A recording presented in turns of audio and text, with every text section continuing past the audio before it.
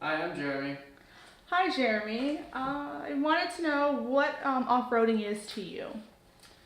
So to me, off-roading is really just any type of off-road vehicle, like you've seen sandrails, jeeps, uh, lifted, just any a lifted type of a vehicle that you can take to a dirt trail or um, anywhere where there really isn't streets.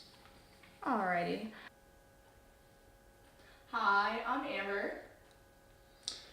Hey Amber, I was hoping you might be able to explain to us what off-roading is. Off-roading is where you're going to take a vehicle off of a main road and you're going to go ahead and use that on altering,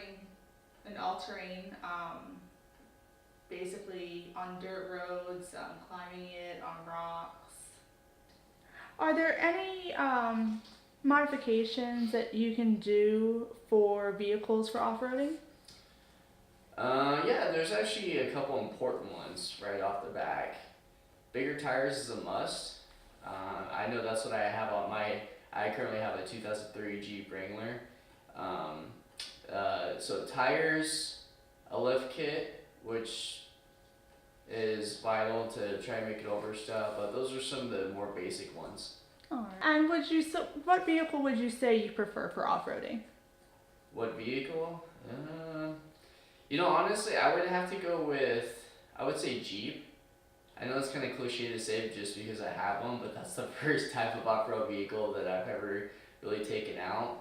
My friends have other types of vehicles that they like, so that's just preference. So what got you into off-roading then? Off-roading, for me, I got into it because my boyfriend does it. He showed me a couple of videos of it. Have you ever driven another off-road vehicle besides a Jeep? I have.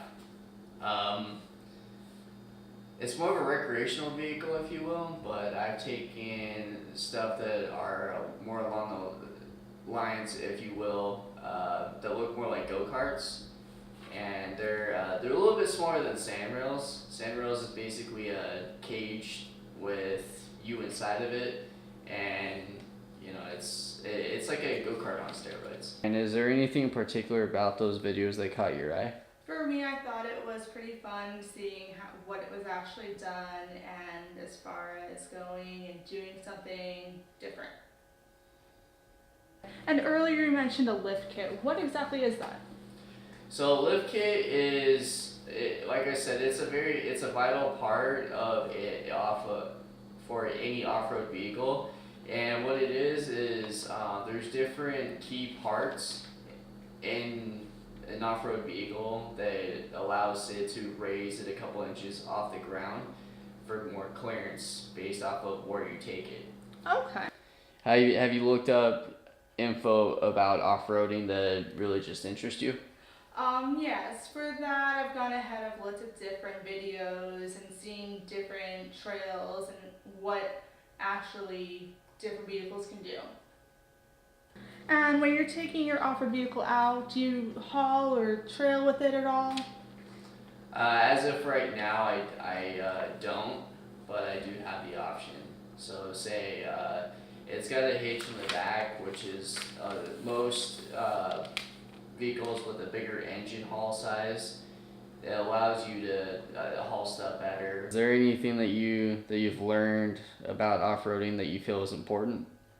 As far as off-roading, I feel that it's good to go in a group as well as to make sure you're comfortable yourself with driving it and going ahead and just going during the daytime, I would say probably to be the best.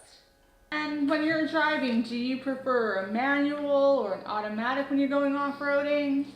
So I think that's more of a preference as far as having something that between a manual and a stick. I prefer a manual just because I like more.